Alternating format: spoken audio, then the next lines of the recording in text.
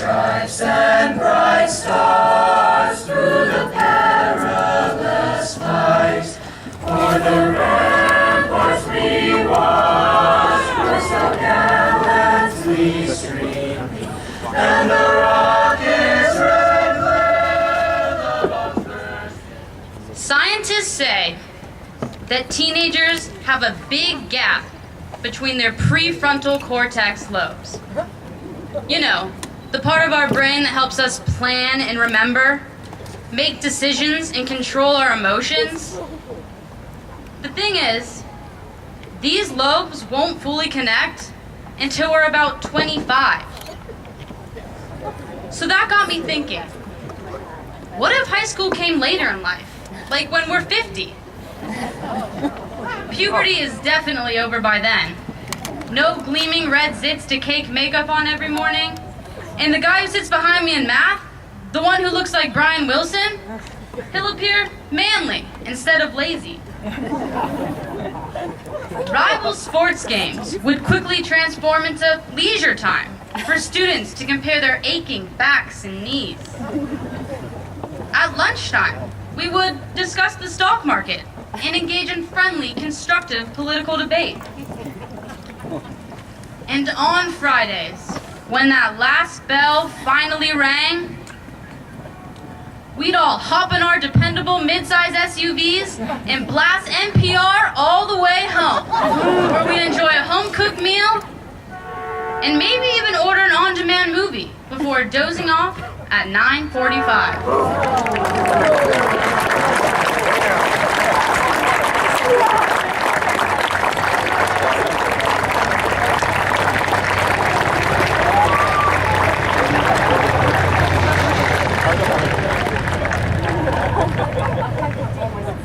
But there's a reason why recliners are for later in life. Our rigid metal desks are exactly what high school should be. Uncomfortable. For the last 4 years, we've asked the age-old question, when are we ever going to use this? Yet, the demands we've had during our years at Burlingame High are the exact obstacles that have shaped and prepared us to sit in these very robes today. High school is a constant identity crisis. Our minds locked in endless battle between originality and conformity. Too often, the reasons our parents are scolding us are the exact reasons our friends are patting us on the back. But where there's a mistake, there's often a lesson. Since I first sat on this field on Buddy's Day so long ago, I've learned a few things. Being late isn't really that fashionable. That adult up there in front of the classroom spouting out a bunch of words with an occasional awkward joke is actually a person who wants to help me succeed. And of course, to borrow from the infamous movie Mean Girls, calling someone else fat won't make you any skinnier. Calling someone stupid doesn't make you any smarter. And ruining Regina George's life definitely didn't make me any happier. All you can do in life is try to solve the problem in front of you. Trust me, I never thought I'd be turning to Lindsay Lohan for life lessons either. I still have so many questions to ask, and no doubt, many more mistakes to make. But there are a few things I have learned, despite that apparent gap in my brain. I learned to improvise by getting as much length out of my jean shorts as possible when Miss Thompson walked by.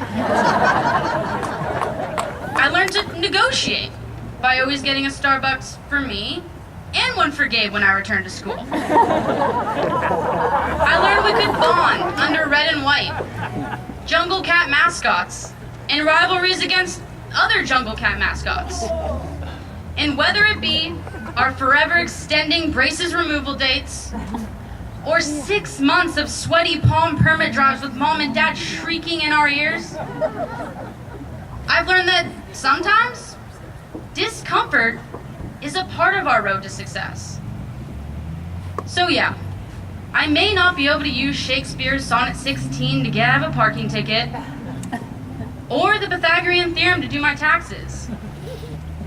But if you dig a little deeper, you might just find that not only are we ready for the real world, but high school was just about as real as it gets. Thank you.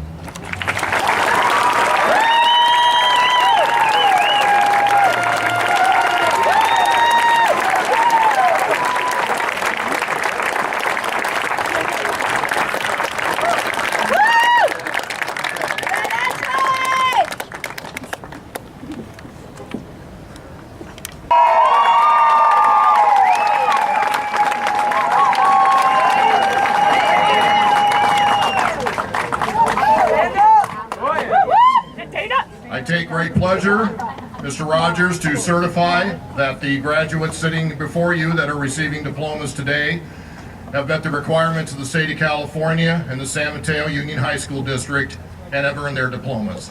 Thank you. Will